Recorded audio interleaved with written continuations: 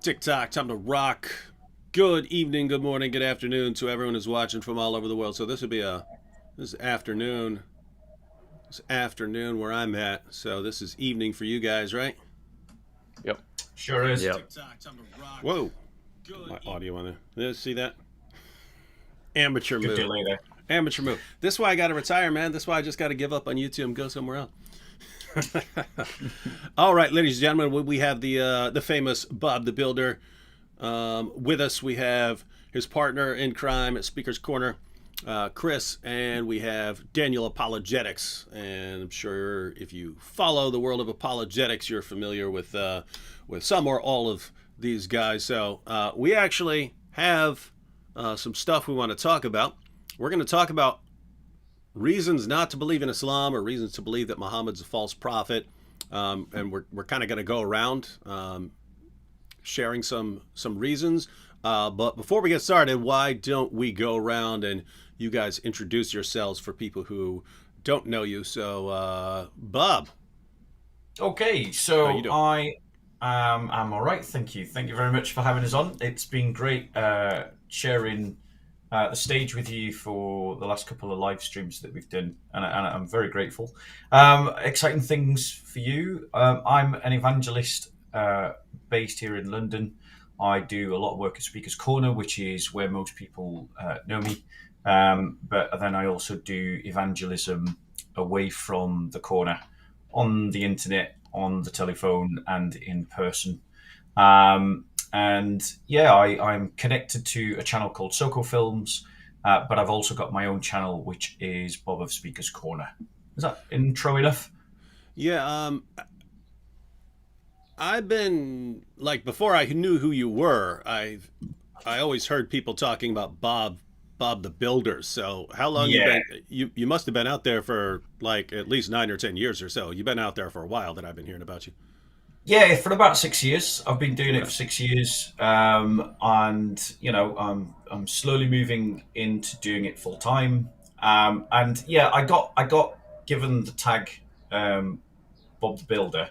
Bob the Destroyer never caught on, and yeah. So, but I'm just thinking of all those young mums who are looking for Bob the Builder cartoons to put their little children in front of, and I'm trying to spare them. So I'm trying to give myself a different tag. So I'm trying to go by Bob of Speaker's Corner, Oh, okay. Oh, we'll change it separate then. myself from that cartoon, and for the sake of all those mothers that need a 20-minute break from looking after their babies. So, ladies and gentlemen, he said he's going to switch that to Bob of Speaker's Corner. But if anyone has an even cooler nickname that they can think of, because everyone's posting, he can fix it right now. But Where do I see the chat? oh, someone put Bobzilla. Yes, that was Yeah, another that's the one name. that was another early one that never caught on. Bobzilla. Bobzilla, yeah. Nice. All right, and then we have Daniel Apologetics. Yeah. So I'm originally from Norway, but I live in Slovakia, and I found David Wood maybe 7 years ago, and that led me into like 4 years of Islamic studies. I started a channel 2 years ago, and I upload every week like 5-minute videos most of the times. Maybe 50% of my content, 50% of my content is on Islam, and the other half on atheism and theology, defending the resurrection of Jesus and the New Testament. Um, and yeah, I found I found that it was hard for me to evangelize in Slovakia because I don't speak the language, because I speak 5 other languages and I don't have room for more. And I Did you say wanted you to. speak 5 languages? Yes, I work as a translator. So yeah, and I'm trying to evangelize in Slovakia, but it's very hard because I don't have room for more language in my head. So it goes very slow. So I started a channel to preach to YouTube and 2 billion people. And when I'm in Norway, I speak at some events and churches on apologetics. And now I'm trying to. I'm working on a theodicy to gratuitous evil for a book publisher in Norway, and then I hope to get that translated to Slovakia so I can hand out booklets and stuff here. And I will of course make it all for free online, ebooks and video, PDF, whatever. And yeah, and maybe next year I will dive into divine hiddenness. And yes, but I like speaking about Islam because I love Muslims, and but I think they're being deceived. And when I'm talking and criticizing Islam, I'm not talking about necessarily the friendly Muslim neighbors, but more the Davagandists. And yeah. And yeah, that's interesting that you're that you've taken an interest in Islam, because the topics you're talking about, divine hiddenness and the problem of evil and so on.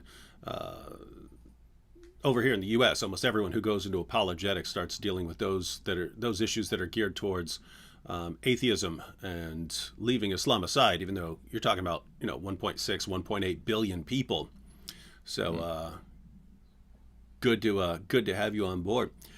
All right, then we have Chris. Now, I think I heard about you most recently. I can imagine, yeah. Yeah, my name's Chris. I'm Chris of Speaker's Corner. I started going to Speaker's Corner probably about a year ago, or coming up to a year ago now. I first got into apologetics when I became a Christian. I think that was, how long ago was that? Like 13 years ago or something. But I never actually saw it from an Islamic perspective. It wasn't apologetics against Islam. It was apologetics against atheism, against agnosticism. And what happened was, I think I found your channel, David, I think as far back as 2010, but I didn't actually watch it for any kind of study.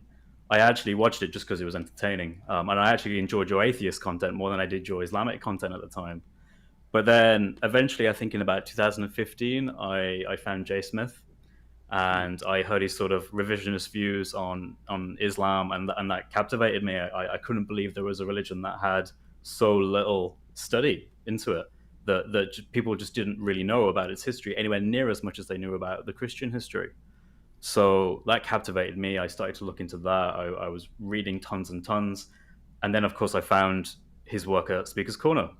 And so I started to watch all the YouTube channels, Soko Films, DCCI, Hutton's channel. And then I thought, well, I'm actually based nearby, so I could actually travel there. I could actually go to Speaker's Corner and see what it's like. I've always had a desire for apologetics, for polemics, always been something I've been interested in, philosophy in particular. And I thought I could probably contribute something. And that's how I ended up meeting Bob.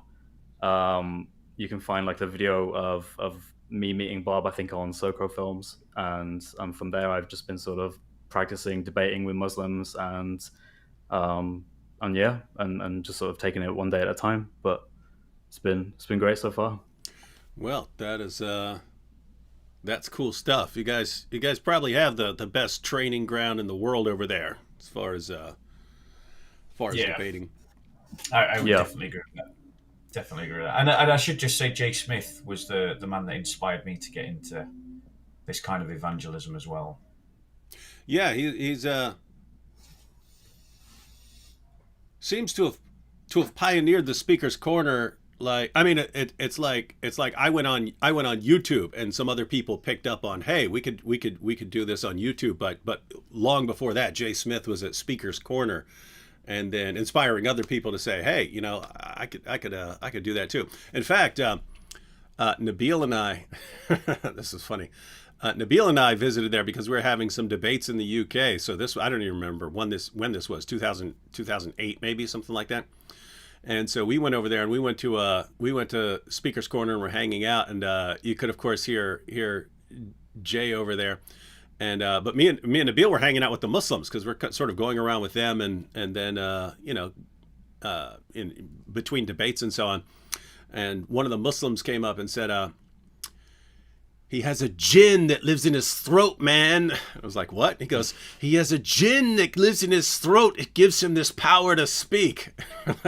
What are you talking about, man? He goes, look, we show up to the corner. It doesn't matter where he is. We set up on the opposite side of the corner from him, and we still hear nothing but him the entire time you're talking. And so he has a jinn. I'm like, you guys are attributing this to supernatural.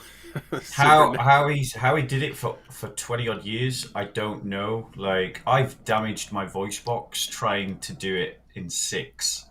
So, like, I don't know how. Yeah, maybe there was a jinn inside, like a special grace. I really like seeing the and Sorry, people don't realize how kind of what that does to you, because if you're not used to yelling over a crowd, my voice stripped out in like 2 minutes, and then I'd have to pause, and then and then I'm speaking, but my voice is cracking, and so on, and so I guess it gets better over time, but yeah, anyway, kind of fun. All right, so we're going to talk about reasons Muhammad's a false prophet, or reasons that Islam is false, and we're sort of we'll just go around tossing in reasons until we have a pretty big bunch of them. So, Sounds good. Bob, how about we start with you, and then I guess I'll go counterclockwise here. So I want to start off by just sort of framing the argument a bit. The Quran makes the claim that if it were from any other than Allah, they, meaning the Christians and the Jews, would find many contradictions therein, or many discrepancies therein, or many errors therein. So it sort of lays down a test, an acid test, by which we can assess whether the Quran is actually from Allah, and that's about whether it's got contradictions. And so the first reason why Muslims can safely leave Islam is because it is a book absolutely replete with contradictions at every conceivable level. So it's got contradictions, and I'm just going to give some examples. It contradicts science, for instance. We have in Surah 1886, it talks about the sun setting in a puddle of mud. And there's a corresponding hadith of Muhammad riding with a companion, and he asks his companion, "Where does the sun set?" And the companion says, "I don't know, but you would know, Muhammad." And Muhammad says to this companion in conversation that the sun sets in a puddle of mud. So obviously he understood it to be literal, not metaphorical, as Muslim da'i try to convince people today. The Quran describes the earth as being flat in Surah 15:19. And what's interesting about this is that there is a hadith, and unfortunately I didn't get time to find it. There's a hadith where Muhammad, or one of his companions, asks a girl, "Where is Allah?" And she just points up like that. She just points up. And then Muhammad approves of this idea. And the thing is, when you consider Sharia law and the idea of the sun setting and that describing the times that one begins fast and one settles fast based upon telling light from dark as the sun rises, it was assumed in the Quran, and it was assumed in Islam, that the world was the same the world over. So evidently these people did not know that the world was round, or at least the people that authored the Quran. Obviously, Muslims encountered Greek philosophy, and they very quickly dropped the idea of a flat earth. But Muhammad himself, or at least the author of the Quran, whoever that might be, believed that the earth was flat. You have other scientific contradictions, such as in Surah 23:12-14. You've got a description of embryology, which is just completely wrong. It describes the idea that flesh comes after the bones, so that bones come before flesh. That it has a sequential system of embryology that doesn't fit the science. So I just want to give I just want to have a look at like some. Bear with us 1 second. No problem. So you've got this idea of bones clothing flesh, which is in the Quran.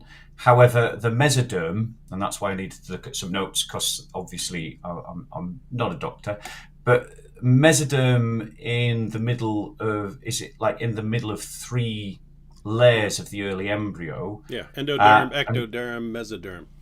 There you go, the mesoderm.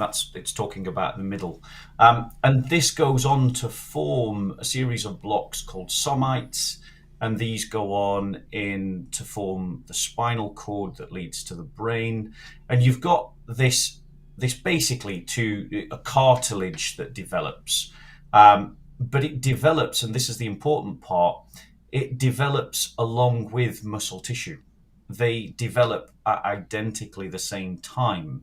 There's not a sequential stage, and there's good reasons to think that Muhammad was basically taking information that he was current in his own age, even that predates him, like Greek medical treatise like from Galen that talks about embryology in a sequential way, describing the formation of statues where the skeletal structure is formed and then the clay is put on top. And he was using that to explain the stages of embryology. And so there's nothing miraculous about it, but Muslims sell it as a miracle. So we've got scientific contradictions in the Quran. So that's the first reason. The other reason is that the Quran also contradicts history. The first and most important for us as Christians is obviously the crucifixion of our Lord. Now, if we can't know that Jesus Christ was crucified in history, we can't know anything about history at all. It's one of the most clearly established facts. It's talked about in multiple independent sources in the New Testament as well as outside of the New Testament, including Roman and Hebrew historians. The Quran's claim that Christ wasn't crucified, which we find in Surah Al-Nisa, simply contradicts all available evidence, which is closer to the time, closer to the context, within the same period of the events.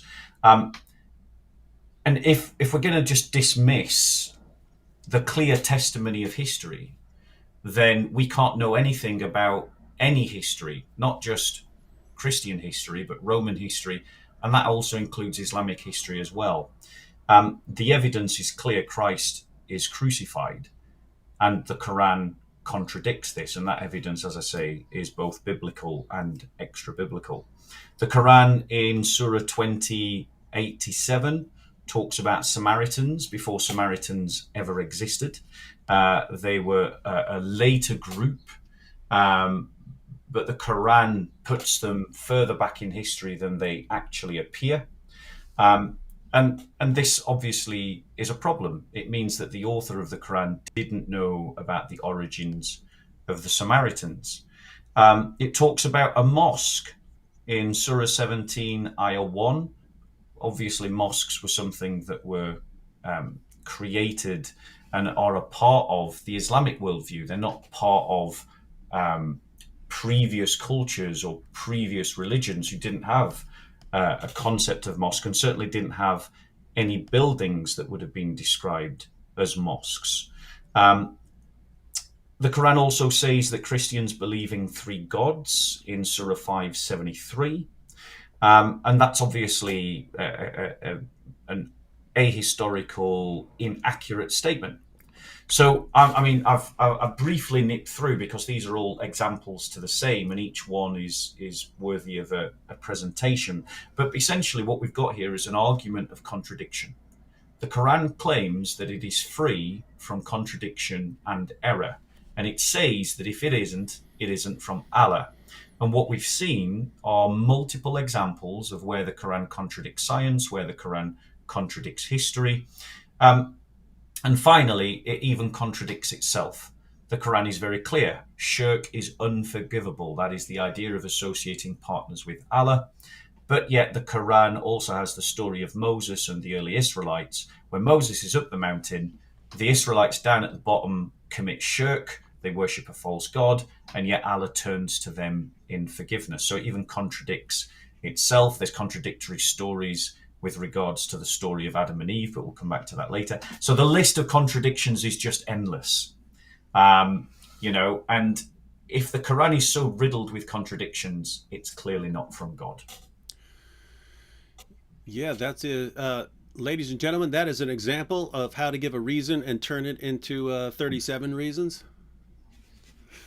Sorry, yeah, that was one reason with examples No, I know. to the same. Wait, I know. I get where you're coming. It's like I can say because Muhammad was a pervert, and then give like 30 different examples of Examples of his being perversion. Yeah, sorry. being I'll be brief for next time. I hope. No, you're good. You're good. I was just messing with you. On the point though of the way you put it, if we can't know that Jesus was crucified, then we can't trust anything from history. It's also interesting when you're thinking about the people who witnessed it, because supposedly Allah is tricking everyone into believing this. And what that would mean is you can't even believe what you see with your eyes when you're dealing with this God, right? You can't believe what you're seeing right in front of your face because he's tricking you. I think that might be one of my reasons if no one else touches it. But let's go on to Daniel Apologetics. By the way, everyone, the links to their channels are in the description box. So I'll point that out a few times as we go along. But anytime you want more information from these guys, you'll find it on their channels. All right, Daniel. All right, so I'll give one big reason why I don't believe Islam is true. And it goes to miracles ascribed to Muhammad 150 to 200 years after his death in the Muslim traditions. And in the Quran itself, there are dozens of passages where Muhammad refuses to do miracles. And the Quran is the verbatim word, an eternal word from Allah. Muhammad is innama, a plain warner. And innama, meaning contextually in Arabic, a strong only, or indeed solely. So innama is the same word that Allah used to claim his exclusively divine attributes, and being the only innama God. And no Muslims will say anything else about Allah. So unlike Jesus in Christianity, miracles were not a part of Muhammad's public ministry. In Islam, the verbatim revealed word of Allah, the Quran itself, is the miracle. And this miracle, Allah's eternal verbatim word, the Quran, was given exclusively through private revelations to Muhammad. Which brings me to the conclusion that Muslims that lived with Muhammad in the 7th century, and today 1400 years later, in 2022, are bound to take the words of a man running out of a cave 600 years after Jesus completely at face value and completely at blind faith. They are forced to take his word completely at blind faith and at face value. And as a smart, handsome man, at least that's what my wife and mommy says, when taking a deep dive into Muhammad's life and Islamic theology, I'm out. And as an evidentialist, I'm beyond out. And we barely scratched the surface here. And what we can say is you're the handsomest one here in this conversation. Say more. I think that's true. I think we'll all acknowledge that one. Yes. So Muhammad not being confirmed with miracles, and you can actually, and you touched on some of this, but you could actually break that down into multiple categories. So you have the Muhammad not being confirmed with miracles, not being able to perform miracles, but then you have all his followers lying about his miracles later on, more than a century afterwards, and they're making up stories. So you got the biggest bunch of liars in the world, who are the people who are telling you about this stuff. Then it's in the Quran, you've got Allah's explanations for why Muhammad couldn't perform miracles, which are incredibly stupid. And so, yeah, we can break that down into a bunch. And then what you were touching on of hey, you have to believe this guy no matter what. So the one guy you're going to believe one guy, and that one guy couldn't perform any miracles, and you're going to believe him over everyone else. And that's just that's some wild stuff there. All right, now we are to Chris. Now, Chris, you've already heard a ton of reasons Muhammad can't be a prophet, or a bunch of reasons not to believe in Muhammad. Are we out of reasons, or are there more? Oh no, we have a lot more reasons. Okay. I think for me, what I always find is so coming from like apologetics background with the moral argument, I always found that quite convincing for God's existence. So I always kind of frame things from, well, what is the Islamic version of this? In other words, what are they actually asking me to believe if I were to become a Muslim? And really, I think it would be something like, okay, they would say the same theistic argument for objective morality. They would say that what we experience as right and wrong really is true. However, it's not just objectively true, it's also the fact that you have to look towards a 54-year-old man who had sex with a 9-year-old girl as the ultimate moral example for you to follow. And that for me is something I do not in any way think is conceivably possible. I don't think that's true. And I think that would be a mountain to ever overcome. And I think it doesn't just stop there. I think it permeates all of Islam, because the more you speak to people, the more I speak to people at Speaker's Corner, no matter how well-intentioned they might be in their mind, the amount of lies that have to be told to defend Islam, in terms of even just his question about what Muhammad did with Aisha, there is an entire minefield of different replies, each that contradict each other, as a desperate attempt to try to get out of this. And when you talk to people who are of knowledge, you talk to imams, da'is, sheikhs, whoever it might be, it's just a game of trying to obfuscate the truth. It's not about getting to the truth. It's not about being honest with sources. It's not about telling you up front what they believe, but rather it's about hiding information away. It's a very sort of esoteric religion. They have different levels, and at the lowest level, you don't even know about Aisha. You don't even know about these things. You don't know about his adopted son, nothing like that. But then as you go up the levels, you start to introduce these really weird stories that try and explain it, but they just don't. Instead, they end up looking ridiculous to any outsider. Anyone who looks in can say, there's no way that's true. That sounds absolutely insane. And yet they'll look at you with a straight face and they'll tell you that it's true. And I think for me, it's those lies that have to be told to explain Islam. That for me, it's probably the biggest reason. Just as someone who wants to know, like, how on earth would you ever see something like that? And they just have to lie to make it sound more palatable. And so you have what you started with. You could put that into a logical form, like modus tollens or something, and something like, if Islam is true, then Muhammad is the pattern of conduct for mankind. But premise two, Muhammad can't be the pattern of conduct for mankind, and therefore Islam is false. And then because Muhammad is supposedly the pattern of conduct, it's different for us, right? We can look at David and say, hey, look what he did. That was messed up there.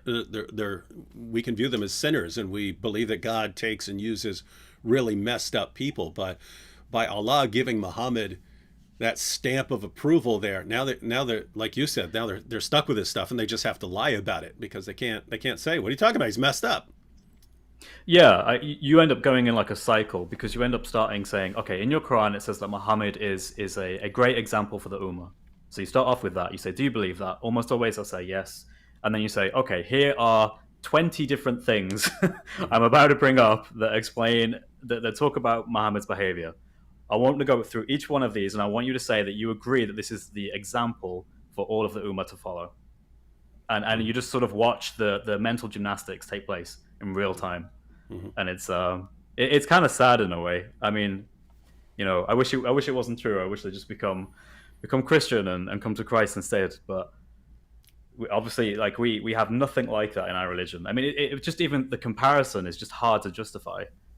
we're comparing what they believe is the most righteous and greatest prophet, Muhammad, compared to the person of Jesus Christ, and they're asking us to genuinely take that seriously from a moral perspective. And that to me is like, wow, that's not even not a rational person in the world to think that's, it's just KO. Yeah, wild stuff. All right, for my reason, I will. Let's see. So this in a different direction, but sort of related to a point that Daniel brought up with, you have to believe everything Muhammad says, and you have to believe him more than anyone else. And he's the one guy who couldn't perform miracles.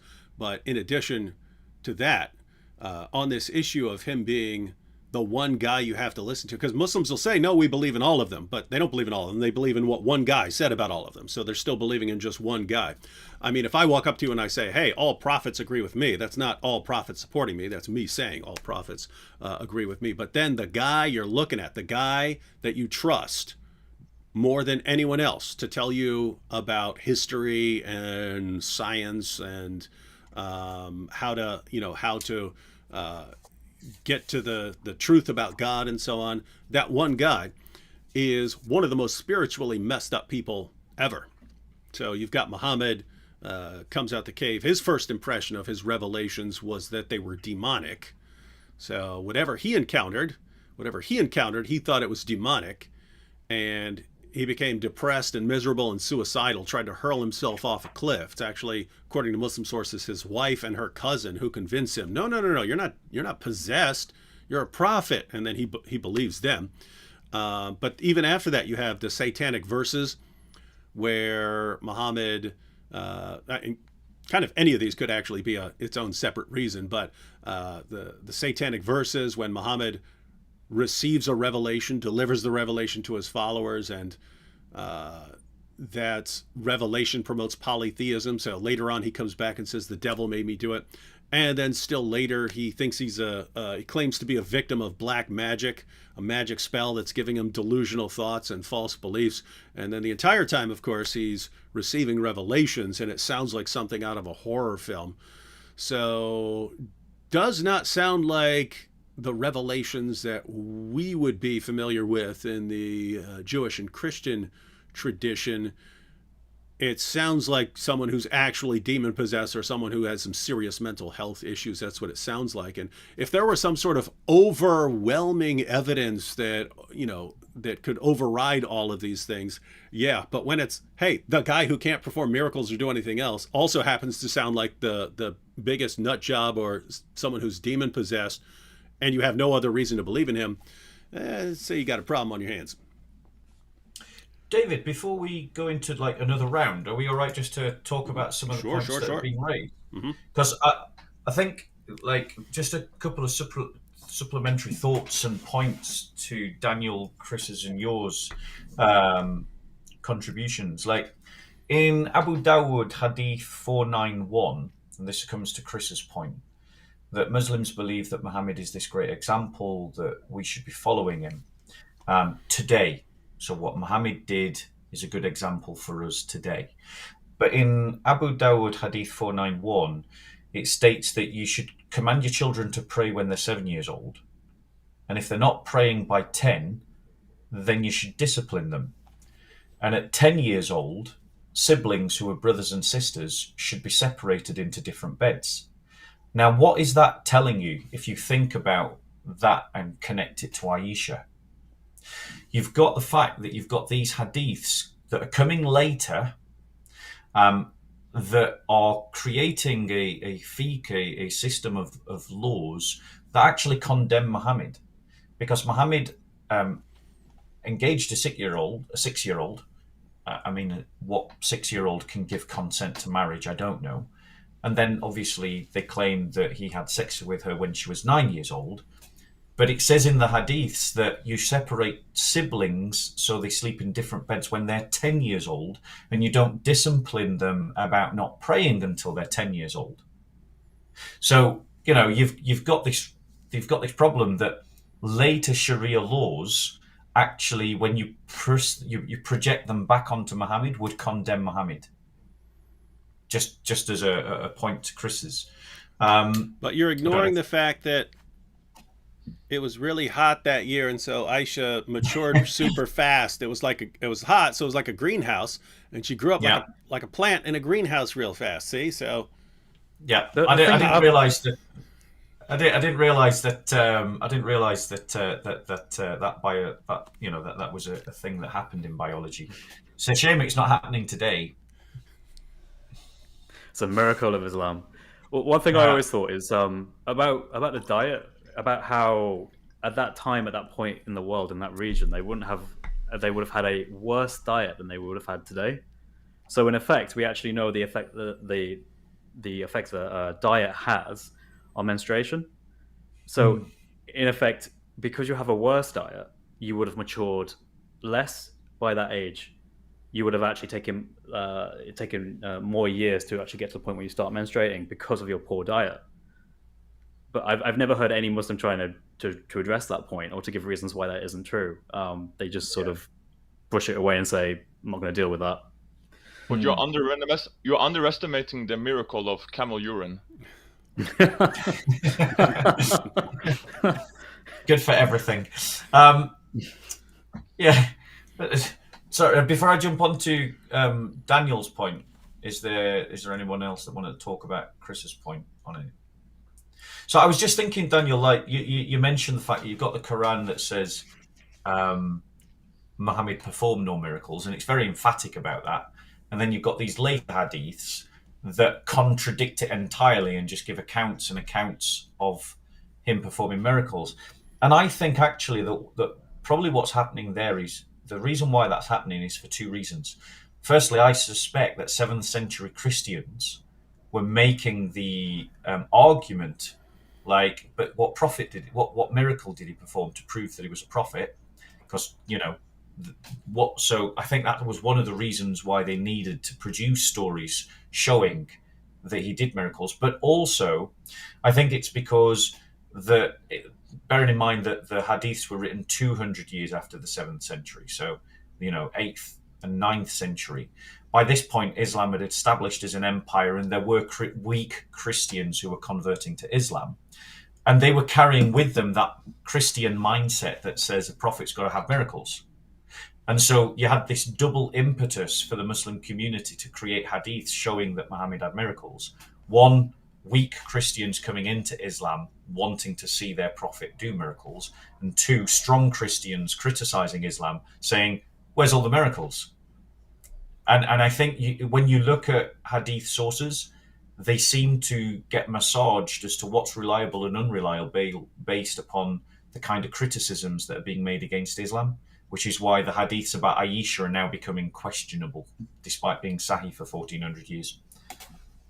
And isn't it interesting that the solution for everything is lying? If it's Muhammad's moral problems and so on, what's the solution? Well, we'll lie about that stuff. But if it's any of these other issues as well, Muhammad couldn't perform miracles. Well, let's lie about it. And it's always the go-to solution. Hey, we got a problem here. Well, just lie about it. Because the truth really needs an endless supply of lies to support it. Yeah, I mean, the truth will set you free, but unfortunately, a lie snares you. And when I get that on video nearly week in, week out, like first they deny, then they see the evidence, and then they defend it. So the instinct is to lie. And I think the reason for that is that it's a combination of an honor culture mixing with a value system that values power over everything else, dominance over everything else. And I think those two things mix together in the Da'i to create a culture where lying is your go-to solution. There's another point as well, though, right? Like, I think they've been lying about certain topics for so long now that we're actually at this amazing point in history where we're seeing those lies catch up with them. And it's kind of amazing watching how they're reacting to it.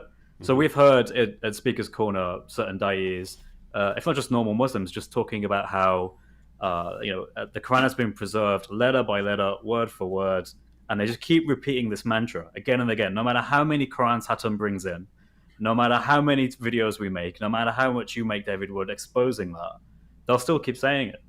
But now they're at a point where the Da'is, I think it's probably actually one of the reasons why they won't engage with us, is because we will expose that as a lie in front of everyone publicly. And it's quite easy to do now. So they're now trying to figure out how to lie about their previous lie to figure out how to make it all sort of work. So yeah, it's kind of interesting to see how that's going to play out. Yeah, and I mean, unfortunately, we have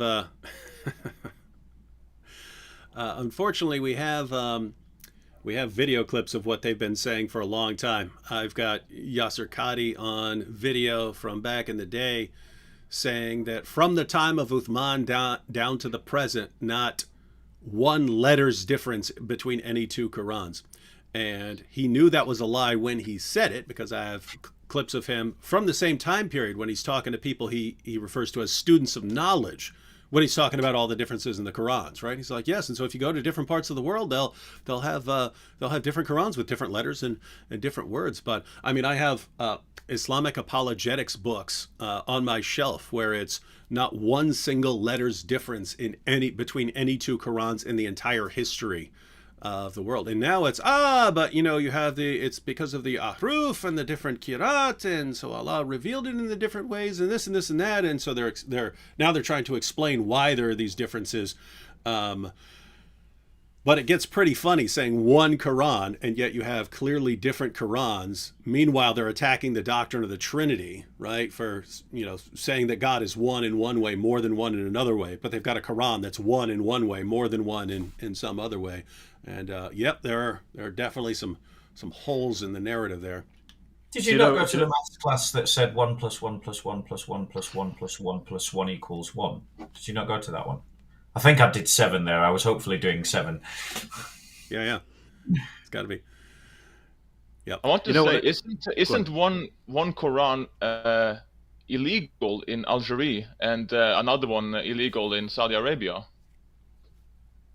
I heard that. I think that Warsh is illegal in Algeria or Algeria, how you say it. So that's a bit interesting. That would be interesting. You should show up with that Quran and see what they do, and then get video proof of it. Have a check, but I mean, I would imagine that Warsh, because Warsh is the mainstay North African one, so I wonder if maybe it's the other way around. But it'd be interesting to check that. I have it on my note. I have it on my notes somewhere. I will try and find it. It would be keep on talking. It would be cool to show up with some sort of banned Quran, and then they say, you brought a banned Quran, and you say, what are you talking about? There's only one Quran. And then, no, there's not, liar, and then they attack you for lying. Isn't that Robert Spencer's amazing critical edition of the Quran, which I would encourage everybody to get? I got a copy. I think that's pretty much a banned Quran. Mm-hmm. Yeah. Well, now according to Amazon, it's no longer a Quran. They just decided that it's not a Quran because he had the number one Quran. So anyone who searched for a Quran, Robert's Quran was number one. So they just took it out of the Quran category. It's no longer the critical Quran. Is no longer considered a Quran. That's hilarious. Not surprising. Coming to your point, and I'd just invite any Muslim who's doing this to watch this, which is to compare the demon possessions that you see in the New Testament to what the Hadiths say about when Muhammad received his revelation. Just do the comparison.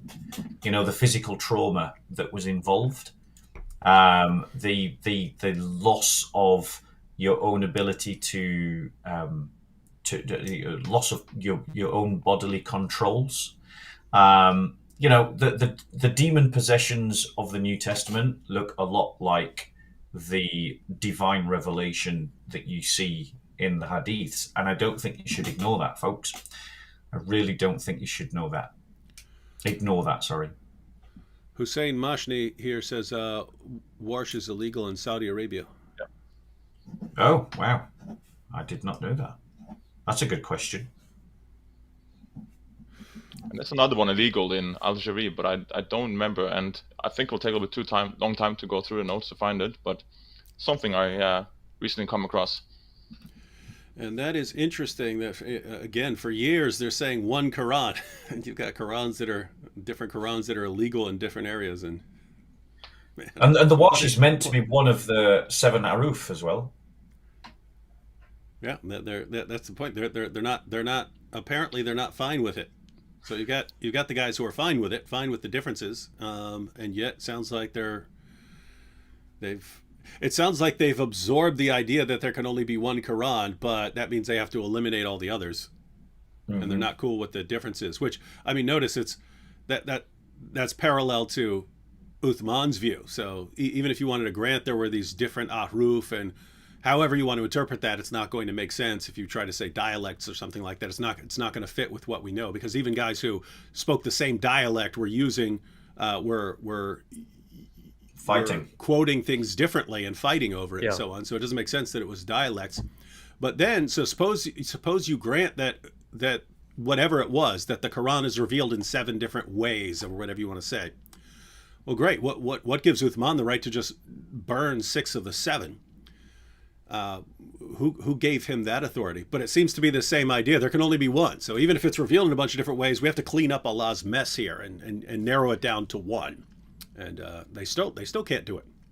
It's a big contrast to the Bible, isn't it? How we include our footnotes, we are proud of them, we don't hide them, but we have a completely different standard to the New Testament or the Bible than the Quran. God used humans as instruments, not puppets. And notice, if you're you take an issue, so you have textual criticism of the Bible, and the goal in Christianity is to get to the truth, right? So you want to preserve any manuscripts you can find. You want to compare them, because anytime you have, let's say, a word difference between 2 manuscripts, you want to figure out what the original word was. And you don't do that by just saying, I like this one, let me burn all the others. But in Islam, it's burn everything, cover up the evidence, lie about it, and so on. And in Christianity, it's, hey, we've got some differences here. Let's make sure people know about them so that people can come to an informed decision. There's some radically different values here going on. And I think you go ahead, Bill. No, I was just going to say it's important for Muslims to recognise that we don't see our Bible in the same way that you see your Quran. So we don't look at it in the same way. We don't understand it in the same way. For us, the word of God would be the person of Jesus Christ, not the Bible in that sense. The Bible are the inspired words of men, which means that it's a different standard that it has to be measured by, and sort of textual variants of which Christians most Christians are now quite au fait with and familiar. It's about whether they affect the message. If I put a drop of orange juice in my cup of tea, but it's only 1 drop, then yes, the substance has been changed. It's now tea and orange juice. But if 99.999% of the liquid in my cup is tea, it's still going to taste like tea. It's still going to burn my lips. The 1 drop of orange juice is not going to impact the substance of the tea, as it were. And it's the same with the message of the Bible. The question is, has the message been corrupted? And the textual variants, when we study them, show that the message is sound and remains the same. Christ died, Christ was crucified, Christ is risen, Christ will come again. And so the solution there, from an Islamic perspective, would be to also lie about the Bible. Yes. Totally. Let's lie about that. Did you know that you have 70 different Bibles and they say all different things? That's the da'i, definitely. That's the da'i. I mean, I was speaking to this weekend. I've been in contact with 3 Muslims who've all become Christian. Not this weekend, this last week. So I was going up north to see how they were doing. And the thing is, it's not that all Muslims are lying.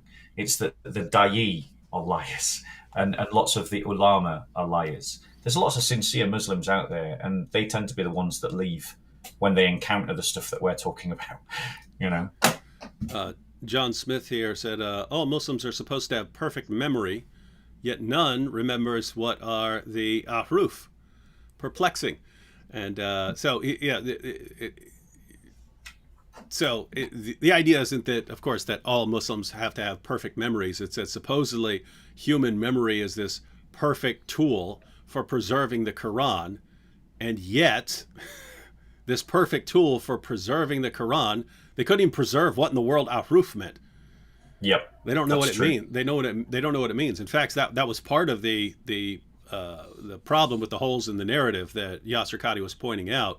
These theories that we say, even once you get to the students of knowledge where they're aware of the differences, then they come up with explanations for why there are differences.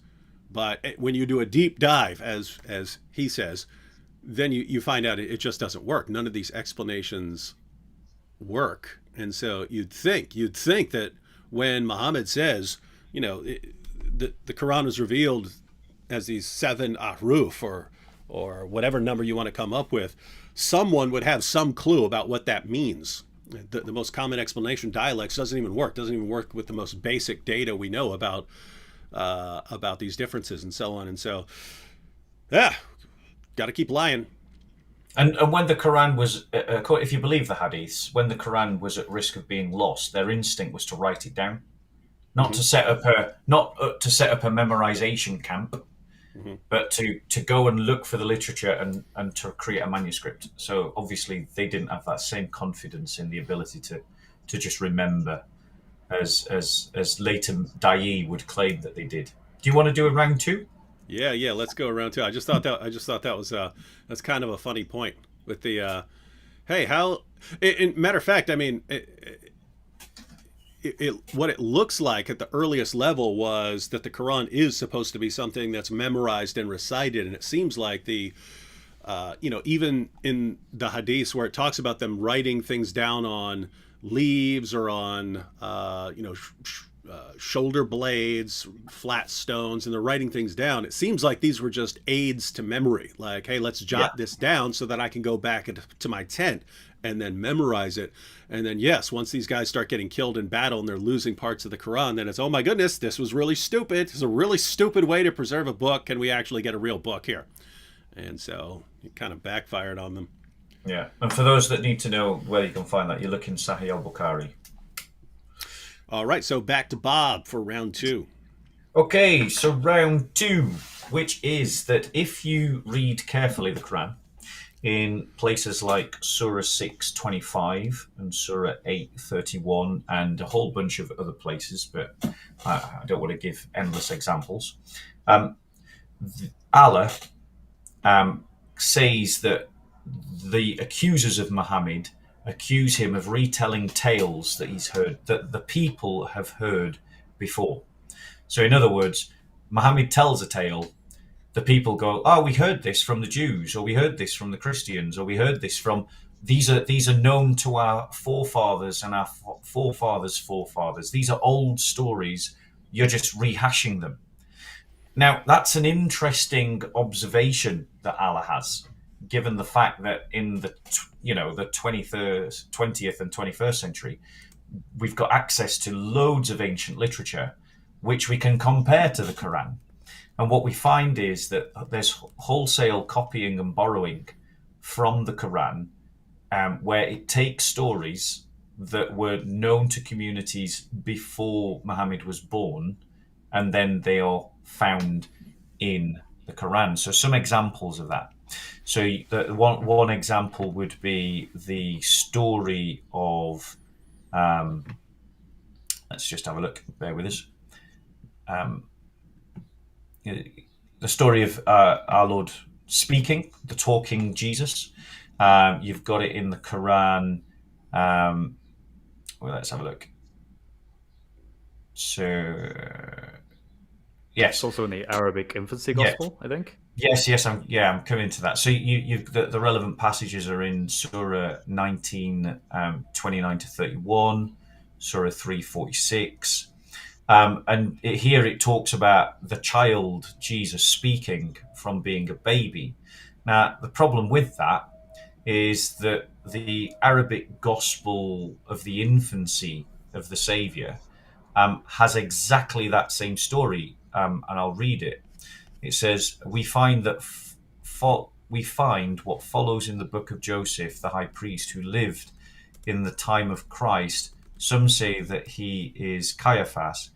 he has said that Jesus spoke, and indeed, when he was lying in his cradle, said to Mary his mother, I am Jesus, the Son of God, the Logos, whom thou hast brought forth, as the angel Gabriel announced to thee, and my Father has sent me for the salvation of the world. So there you've got a story about a talking Jesus, and in the Quran, in the verses that we've quoted, we have Jesus speaking in 19:29-31. But she pointed to him. They said, how should we speak to one who is a child in the cradle? He said, I am indeed a servant of Allah. He has given me the book and made me a prophet, and he has made me blessed wherever I may be, and he has enjoined on me prayer and the poor rate so long as I live. Now, I don't know how he performed salah as a child, a baby in the mother's in the mother's hands, but apparently that was enjoined on him for as long as he lived. But the thing is, what you've got there is an example of a story that's clearly known, and it's being borrowed and modulated and changed for the sake of Muhammad's own agenda. Another example of the same would be the raven and the burial of Abel, which you can find in the Quran in Surah 5:31, where Allah sent a crow to scratch the ground to show him how to cover a dead body. And this same story can be found in the Midrash Tanhuma. Now, bear with us 1 second, just so I can find it in my notes. Now, and you can also find it in the Pirkei de Rabbi Eliezer. And there's some argument about the fact that, when is the latest redaction or the earliest available redaction of these stories available to us. But these stories are understood to predate Muhammad, and then were written in some cases in a later stage, or at least in the final form that we find them today, after Muhammad. But the fact that you've got these within Jewish tradition, going back before Muhammad, like the Midrash Tanhuma, then what you've got is an example again of Muhammad borrowing a story that it doesn't really belong in the Quran as an independent story. It's something that he's taken from somewhere else. Another example to the same would be the fact that Satan, or Iblis as Muslims know him, in Quran 7:11-18 and 15:28-35, refuses to prostrate to Adam and Eve. Now, the thing is, that story also appears in the apocryphal story of the life of Adam and Eve, which is a 4th century Jewish Hellenistic work, in which the angel refuses to bow. So I'll just read from the life of Adam and Eve, a 4th century work. And with a heavy sigh, the devil spoke, O Adam, all my hostility, envy, and sorrow is for thee, since it is for thee that I have been expelled from my glory, which I possessed in the heaven in the midst of the angels, and for thee was I cast out in the earth. Adam answered, What dost thou tell me? What have I done to thee, or what is my fault against thee, seeing that thou hast received no harm or injury from us? Why dost thou pursue us? The devil replied, Adam, what dost thou tell me? It is for thy sake that I have been hurled from this place. When thou wast formed, I was hurled out of the presence of God and banished from the company of the angels. When God blew into thee the breath of life, and thy face and likeness was made in the image of God, Michael also brought thee and made us worship thee in the sight of God. And God the Lord spoke, Here is Adam, I have made him in our image and likeness. For those of you not familiar with English, worship simply means to give a certain level of honor. It doesn't just mean the worship of God. It can be any kind of honor that you give to any being. And Michael went out and called all the angels, saying, Worship the image of God as the Lord hath commanded. And Michael himself worshipped first when he called me and said, "Worship the image of God the Lord." And I answered, "I have no need to worship Adam." And since Michael kept urging me to worship, I said, "What dost thou urge me?" So basically, Satan is refusing to give honor to Adam. And this is a story that we find in the Quran. And in both stories, for that refusal, Iblis of the Quran and Satan in the life of Adam and Eve are cast out of paradise. So what you've got is a very clear parallel of a story that, and in the time of the 7th century, bearing in mind Muhammad would have traveled far and wide as a traveler, he would have heard these stories and had conversations with Jews and Christians and heretics and other religions. And he's hearing these stories orally, so he doesn't need to read them. Remember how amazing the Arabic memory is? So he remembers these stories and then he regurgitates them. But then the Arabs that hear the story say, "We've heard these stories before." So this is a demonstration of why the Quran is false, and it's a very good reason why Muslims should abandon Islam. Sorry, I know I tend to go on a bit. I just wanted to make sure I made my point.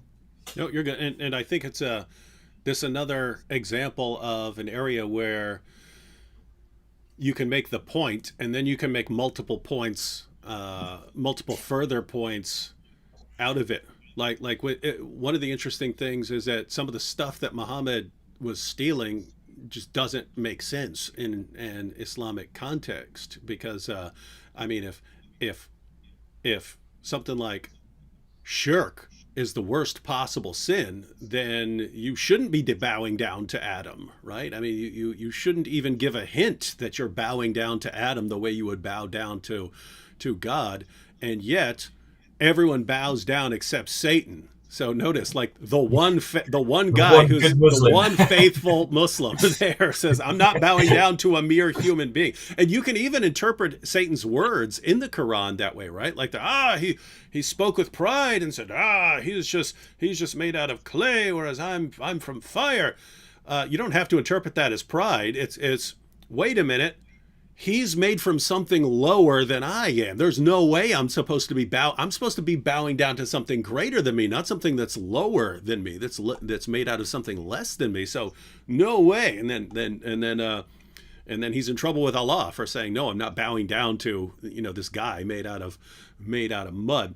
And then on the issue of Muhammad clearly being familiar with these stories, you mentioned the story about Jesus speaking as a baby, and then in the gospel, the infancy of the Savior, the Arabic infancy gospel, right after, and you quoted this passage, but right after it says that Jesus was lying in his cradle and said to his mother, "I am Jesus." He says, "I am Jesus, the Son of God, the Logos." So what he says is that he's the Son of God. And then Islam copies the idea of the story that Jesus is speaking at as a baby. But then if you look at what the Islamic version is, so it has Jesus saying, instead of saying, "Hey, I'm the Son of God, the Logos," he says, "Peace on me, the day I was born and the day I die and the day I shall be raised to life." And then it says, "Such was Jesus, son of Mary. This is a statement of the truth concerning which they doubt." So the Quran says, "I'm giving you the truth," and these other guys doubt the truth of what I'm giving. So other people are familiar with the story too, and they're doubting Muhammad's version of events.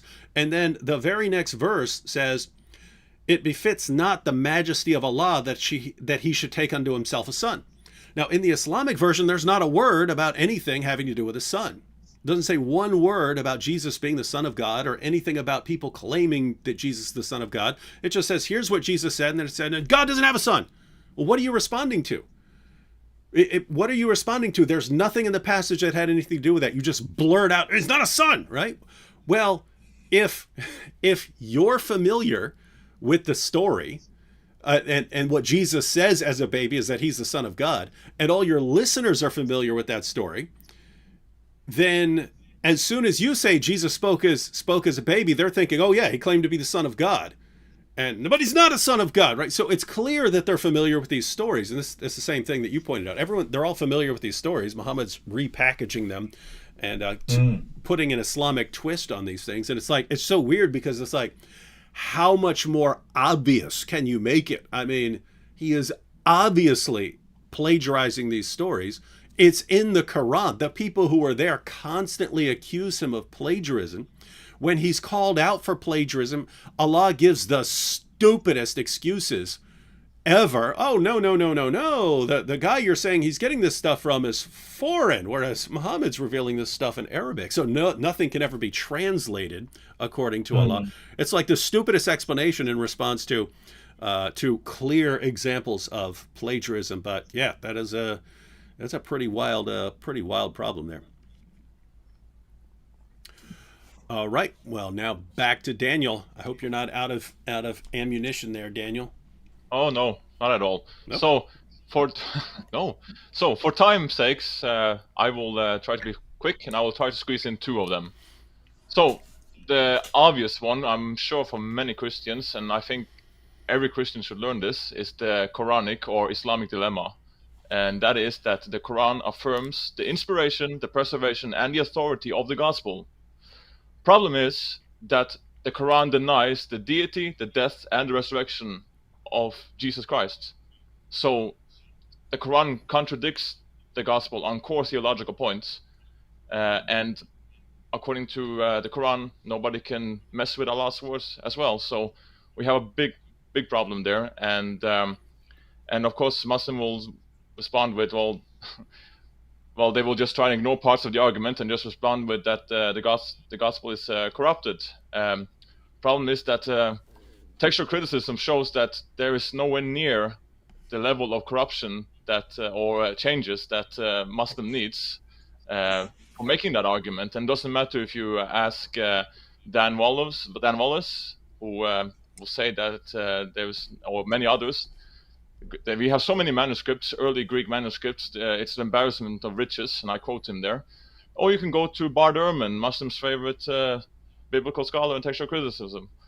He will say in Misquoting Jesus, his book from 2005, I believe, that there is nowhere near, or like there is the core theology and the core doctrines of Christianity is still there, and he wouldn't have any disagreements with his mentor Bruce Metzger. So yeah, there is no evidences of this corruption or another gospel. Deity of Jesus we have so much early from the gospel evidences and manuscript evidence to church fathers. It just doesn't hold up. And I would just now, for time's sake, squeeze in a very fast one more reason. I just have to say that I just agree with Aisha, Muhammad's child bride and mother of all believers, because she says this is from Sahih Bukhari, and this is regarding Surah 33, ayat 51. And I was going to read the whole thing, but it takes this a bit long. I think I can skip it. Basically, Muhammad is getting privileges from Allah to just have his ways with any woman that offer themselves to him. And to just go to the punchline, Aisha said to the Prophet, I feel your Lord hastens in fulfilling your wishes and desires. And yeah, I'm with Aisha on that one. This is exactly how I feel when I read. And this is just one story. I mean, we could touch on his marriage to, or taking the wife of his adopted son. Or we could go to that he's too shy, Muhammad is too shy to send his dinner guest away. So he gets Allah to intercede for him there also and have his back. So yeah, it's these really the eternal creator of the universe, the God. He do this to a guy in 7th century. And it's just one of many stones on the scale that tips it in that Islamic truth claims fails. And on the issue of the Quran affirming the inspiration, preservation, and authority of the Jewish and Christian scriptures while contradicting them on basic doctrines, notice the parallel there to the issue of miracles. You've got what Muhammad's going around claiming during his time, which is he can't perform miracles, and here are all the reasons he can't perform miracles. But later Muslims get called out on this, and the solution is to lie about it. Right? No, actually, he did perform all these miracles, and here's our paper that says it. Sorry, let the ink dry a little bit on this, story 200 years after the time of Muhammad, but it's we have to lie about it. But then the earliest generations of Muslims, because of what Allah revealed in the Quran and what Muhammad said, were totally convinced that Jews have the inspired, preserved, authoritative word of God. It's good as gold. That's why the Quran says Jews don't need Muhammad. They've got the Torah. And then Christians, the Quran doesn't say Christians you need to judge by the Quran. Surah 5 verse 47 orders Christians to judge by the gospel, which only makes sense if we have the preserved gospel. And so the earliest generations of Muslims, the position, which is the position of the Quran and Muhammad, is that Jews and Christians weren't properly following their scriptures. They're misrepresenting them in their speech because most people couldn't read. And so when we're speaking about our scriptures, we're misrepresenting them. That was the criticism. And so Allah's point is, hey, you need to stop listening to liars and go back to what your texts say and obey them. And until you obey them, you're in trouble with Allah. It's later generations of Muslims, the problem, they recognize the problem, it gets pointed out to them. And so the solution is, once again, to lie. We'll lie about what Islam says. We'll lie about what Allah and Muhammad say about the Torah and the gospel. And we'll lie about the history of the text of the Torah and the gospel. And it's just and this always come back to lies. Yeah, sorry, I'm just going to say that this is Sahih al-Bukhari 4788, so people can look that up, and it's not Daif, it's Sahih al-Bukhari. Right, back to Chris. Hi, so I actually want to jump on a little bit what we were just talking about regarding the preservation of the Injil and the Torah, and how the Quran affirms that there is indeed a preserved Torah and Injil at the time of Muhammad. Now, this is interesting because I think a really quick way of bringing out exactly how ridiculous this position is that Muslims have gotten themselves into through the Da'is telling lies, and ultimately it goes back for centuries holding to this narrative. But if you just ask them, was the Injil preserved at the time of Muhammad? And then say to them, if you say that it wasn't preserved at the time of Muhammad and it was already corrupted, then Muhammad came and confirmed a corrupted Injil and hence is a false prophet. If you say that actually, no, it was preserved at that time and was corrupted later, then what they've now just done is they've now just given you the pathway to say, well, now we can look at manuscript evidence to confirm exactly whether or not Muhammad was lying. Either way, it's a sort of knockout blow. They have to pick one of those two horns, and they're going to be committing to either one of those two. And to this day, I haven't actually got a good answer from Muslims that I've been speaking to at Speaker's Corner. They don't know how to answer that question. They realize the dilemma and they sort of dance around it because there is no answer. And if I could make them focus on and address any one problem, that would probably be it. Guys, answer the questions here. Yeah, I think just to say the Assyrian church, the churches in the Middle East, they have their own copies of the Bible from the 7th century, so we can actually go to those churches and see what the Middle Eastern church was using in the 7th century. And the reality is, it poses no problems for the Christian narrative. It poses no problems for the Christian story, or for our trust in the text. But it causes a whole bunch of problems when you go to the 7th century texts of the Middle Eastern churches and then take on board what the Quran is saying, which is, it never accuses the text of being changed. It only ever accuses Christians of lying about the text.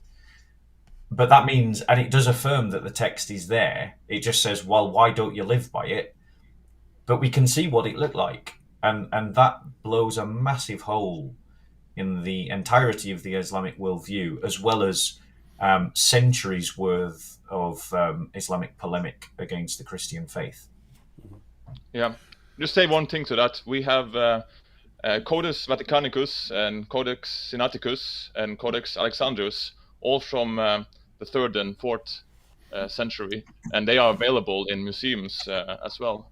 Here in London. They basically have the entire 4 gospel accounts and more. Just think one of them I mentioned missing the Book of Revelation or something. So, and keep in mind that Christianity spread out and took over 2/3 of the Roman Empire within 300 years or so, under heavy persecution periodically throughout that period. And there are manuscripts everywhere, and there's no way that with the amount that we have today that we can have missed something. There is I mean, we know what Christians believed at the time of Muhammad. It's late. Mm-hmm. Yeah, if we grant the whole Islamic premise that the text has been changed, then the next question is when and where. But given the manuscript evidence that we've got, the only logical place that text could have occurred was in the immediate next copy of the text. So in other words, we're pushing the whole corruption hypothesis right back to the time of the original. And if we're pushing the whole corruption hypothesis right back to the time of the original, then that means we've got the original. Do you know what I'm saying? It's kind of like, and also the natural conservative nature of all religions to try to preserve that which has been received makes it highly unlikely that someone was going to radically rechange the text to put in a completely different message. It's just not a realistic idea. And ultimately, Muslims have still got to produce the original that it's changed from, because you can't prove a change unless you've got an original to prove the change from. No, that's right. And there is this early creeds also, and most scholars will affirm that those creeds that has quite high Christology as well, like 1 Corinthians 1:15 and Romans 10:9. Like these creeds go back very early, and you will have all from Christian scholars saying this to atheist scholars saying this. Not that they are granting it, but they are early. They are within months to couple of years. So they contain the core doctrines, the deity, death, and resurrection of Jesus, and the salvation and all that. This fish, this Jesus Christ, Savior, God's Son. This is in these early creeds, and how would you corrupt that? It's so heavy and so early. So no. Well, the other logical. Sorry, David. I don't know if you want to keep sitting on this point or move on, but go ahead. Yeah, I mean, is the fact that Muslims say that Paul is responsible for the corruption. Well, we Christians accept Paul, so we don't believe that anything he wrote was corrupt. So if you're saying that Paul corrupted it, and we're saying we accept Paul, then we all agree we've got the original.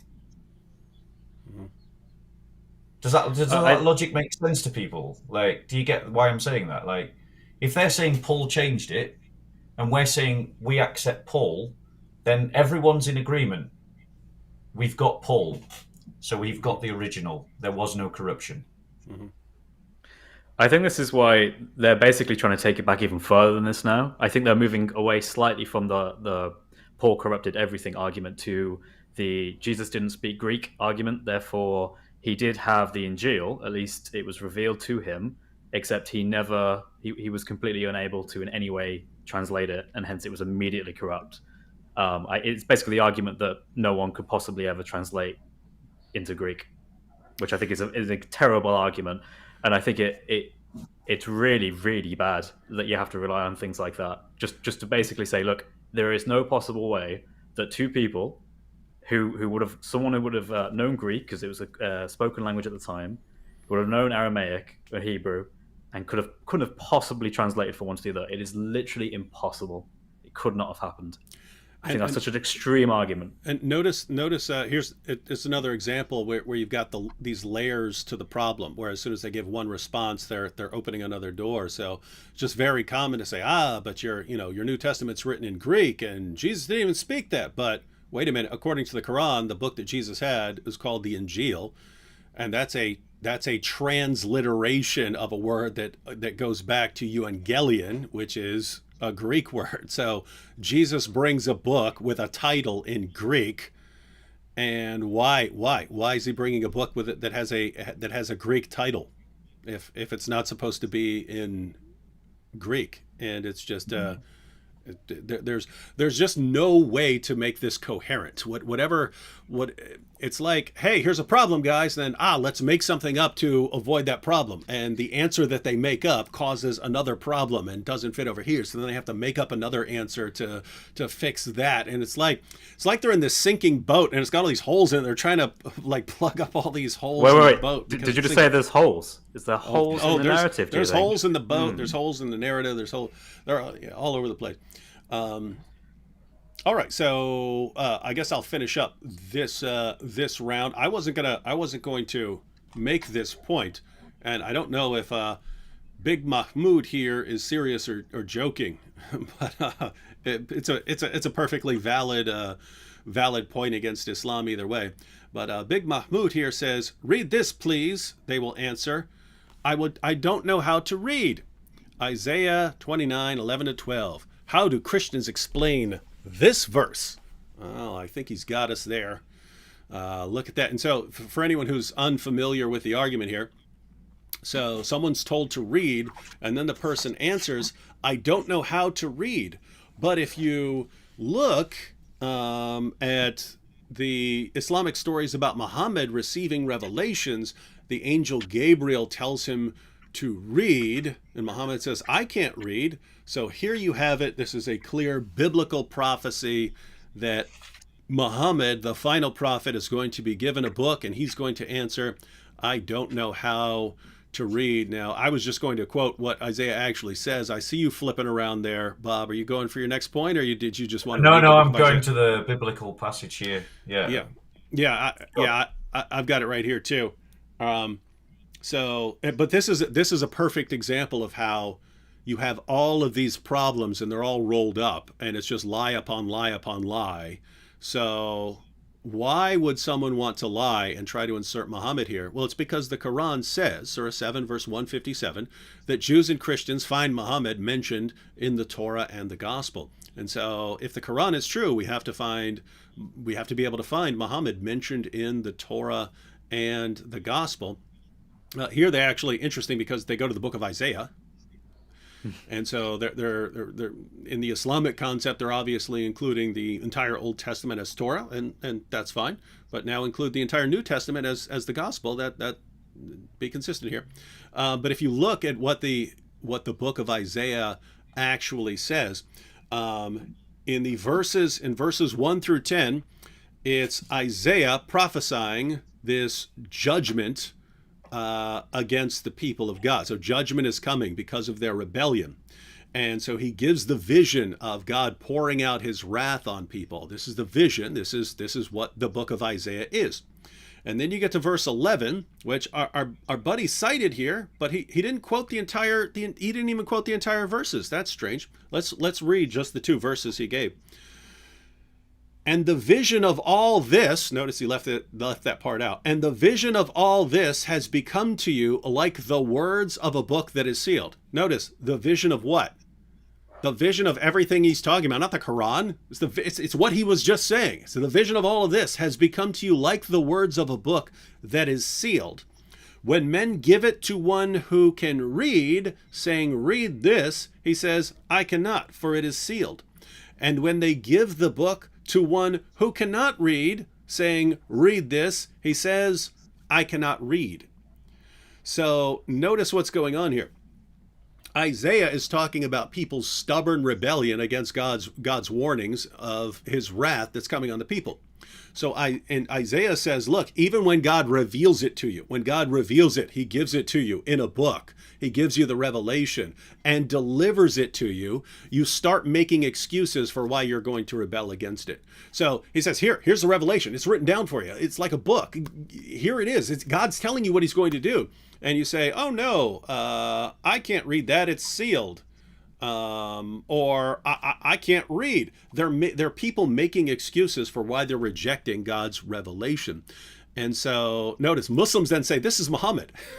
Wait, Muhammad was just in rebellion against God's revelation and refusing to listen to God's warnings? Because I'm fine with that. If you want to say this is a prophecy of Muhammad, this is a prophecy about all people who rebel against God and refuse to listen to his revelation. So if you want to say that's Muhammad, that's fine.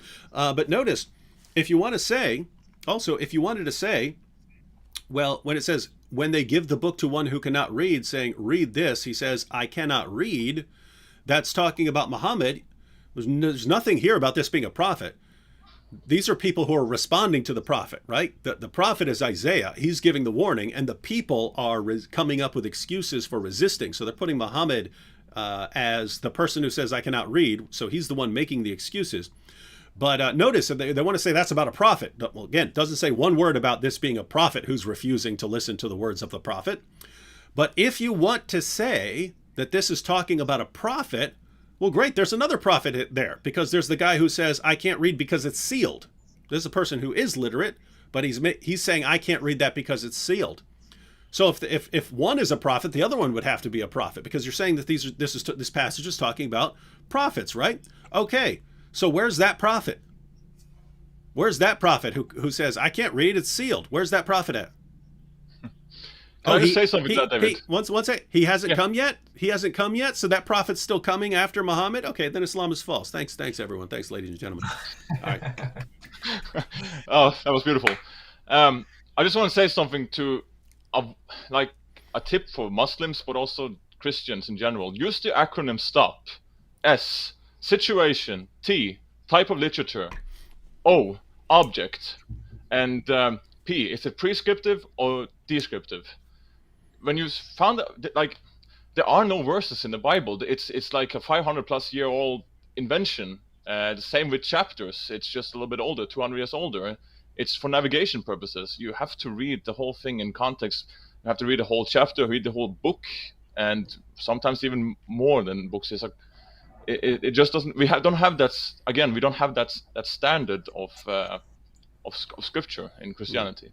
Yeah, and it's another example of this being problem upon problem upon problem upon problem, which is only solved in the Islamic mind by lie upon lie upon lie upon lie. So, hey, Muhammad's in the Bible. Well, according to the Bible, Muhammad's a false prophet. Not only is he a false prophet, he's the most obvious false prophet in history, according to the Bible. I mean, no one had the collection of characteristics of a false prophet that Muhammad had. Someone might have one or the other, but Muhammad had this massive collection of characteristics of a false prophet. So according to the book that Muhammad is appealing to to support his divine mission, he's a false prophet. And so, hey, wait a minute, we go to the Bible and it's filled with claims that make Muhammad a false prophet. What do? The Bible's been corrupted. So wait a minute, the book that is supposed to confirm him is a corrupt book. Very strange that he made that the criterion of his prophethood when it's a corrupt book. Very strange to say, hey, that false corrupt book says I'm a prophet. Okay, well, that would make you kind of a false prophet then wouldn't it, right? So you've got that. Then you've got the fact that in order to try to make sense of this, they'll go to passages and try to make them fit Muhammad. But then after 14 centuries, I mean, these are the best ones they come up with. And every last one, all you have to do is read the passage to say, hey, if you're saying that's about Muhammad, then great. Muhammad's a guy who's in stubborn rebellion against Allah. Oh, and if you're right, and this is talking about prophets, then there's another prophet here who's coming after Muhammad. And so Islam would be false for that reason. And just notice what they do. I mean, I understand a Muslim who hasn't read this passage hearing Zakir Naik say that this passage is about Muhammad, and I understand a Muslim believing, his apologist and thinking that his apologist speaks the truth. But two things there. One, how do you not then recognize that the guy you like, your Zakir Naik or whoever, is a complete liar as soon as we point out what the passage actually says? How do you not say, wait a minute, this guy's a liar? I need to go back and examine the foundations of my religion, because the guy I've been listening to, everything he says is a lie. So how do you not recognize that he's a liar when it's pointed out to you? And two, notice, I pointed out that a Muslim who simply heard that this is what the Bible says and that this confirms Muhammad, and he saw it on a website or something and hasn't read it, he may actually believe it. He may not be trying to lie. For the Muslims like Ahmed Deedat and Zakir Naik, who actually read that passage, they are clearly lying. All you have to do is read this passage and say, wait a minute, if that's about Muhammad, then it's condemning Muhammad, because this passage is condemning people here. This is a condemnation. So if you're saying that's about Muhammad, that's clearly there. So people who have read it and then go to their followers and say, aha, this proves that Muhammad's a true prophet, they know they're lying. And we point out and show that they're lying. And for some reason, you'll still believe them and get mad at us for pointing out all the lies. What is this religion, man? What is the obsession with lies? And just the idea that lying is the greatest thing in the world. The more lies, the more lies, the better. It's some strange stuff. I think we've got to understand why there is a need to find Muhammad in the Bible.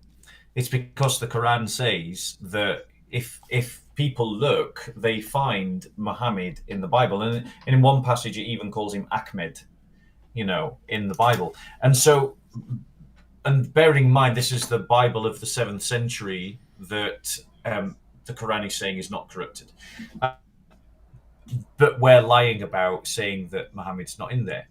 And so the Da'i have got this imperative to find Muhammad in the Old Testament. They've got this imperative to find him in the Injil, because the Quran says that he can be found in Torah, Injil, and Zabur.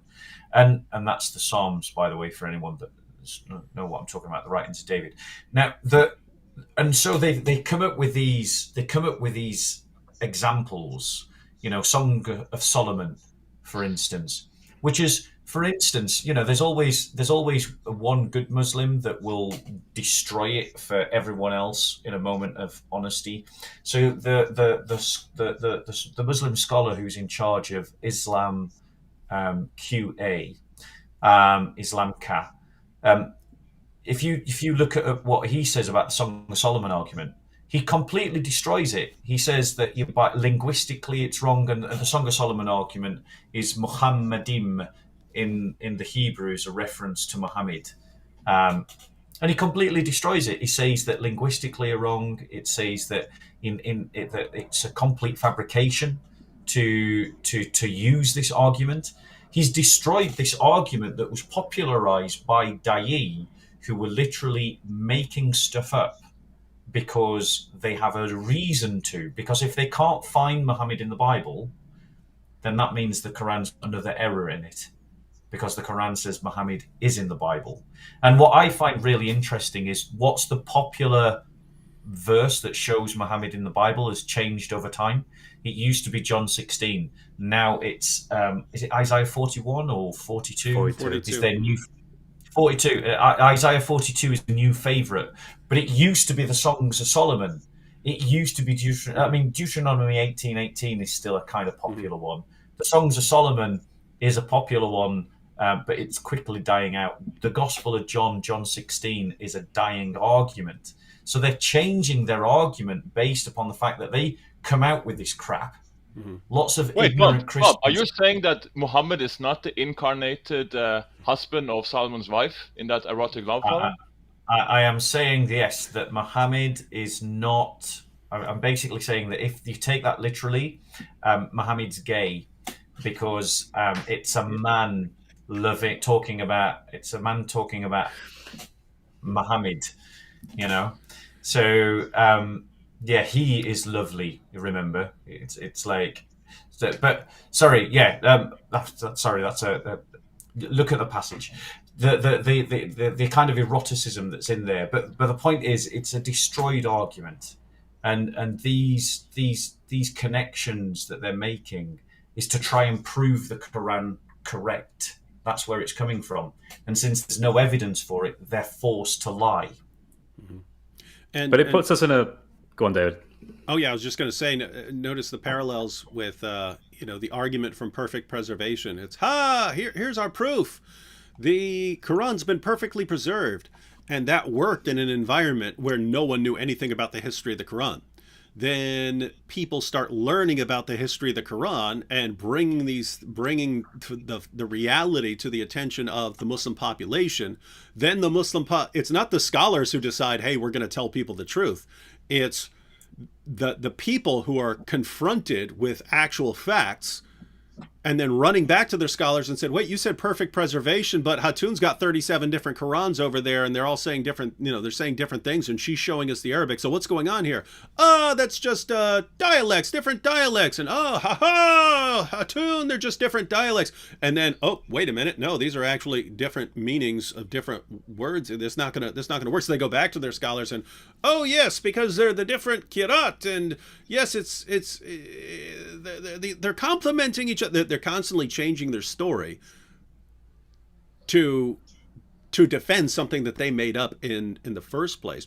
But it's the same situation with these prophecies. Like you pointed out, it's, hey, here's the latest prophecy that we found about Muhammad, and that works in an atmosphere of ignorance where no one knows anything about that.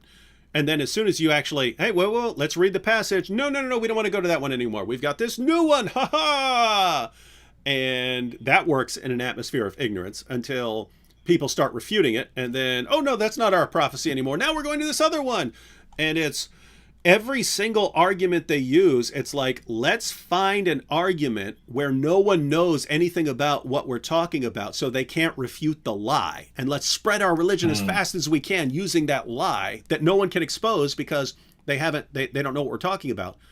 And we'll use that until people actually do the research, refute the lie. But by that time, we'll just change the argument to something else. And it's like, guys, again, what is this religion that's just obsessed with building itself upon nothing but lies and constantly shifting what the argument is? It's just... It's because it works, David. It works. The reality is huge sections of the body of Christ are completely ignorant and get easily duped by these arguments.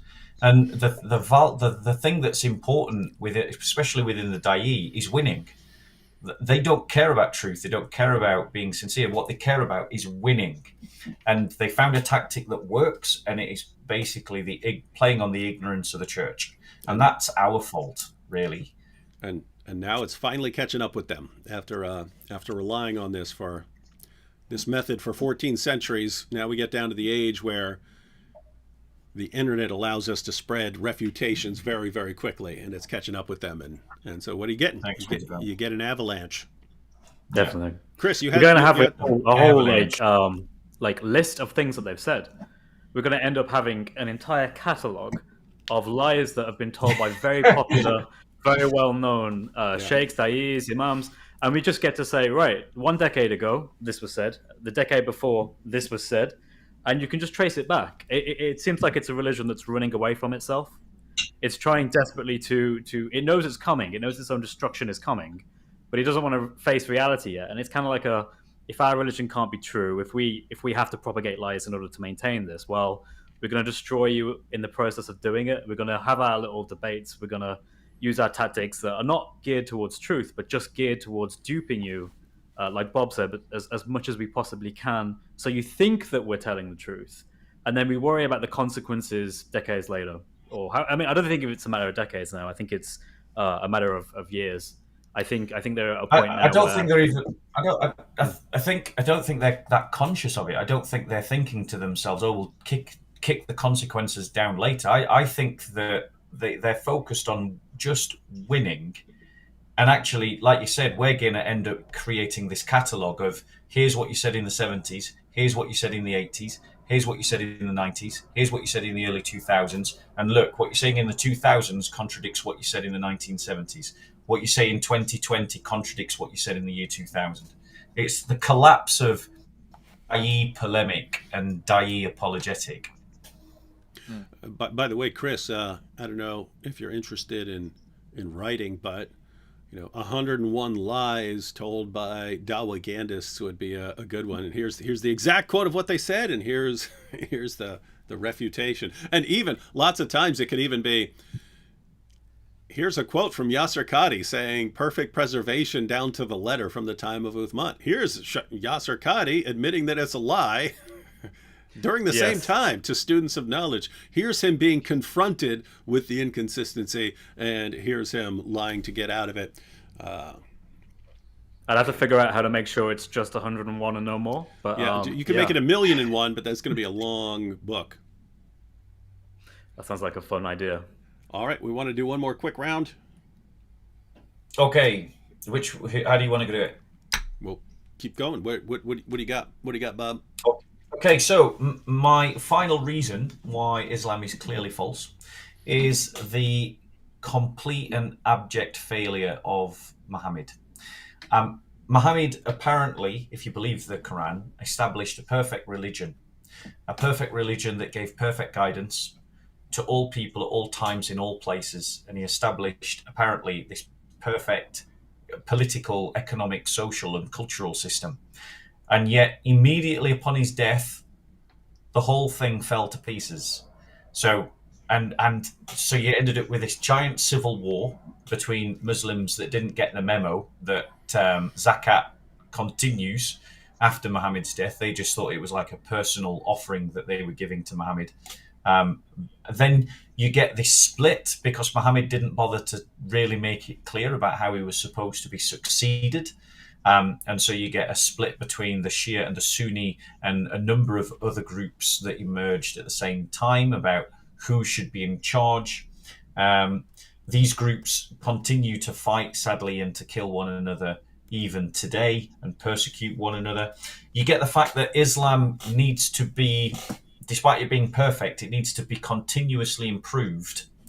And by improved, what I mean is things like, well, we don't know how, it's not clear from the Quran that we should pray 5 times a day, so let's make a hadith that makes it clear that we pray 5 times a day.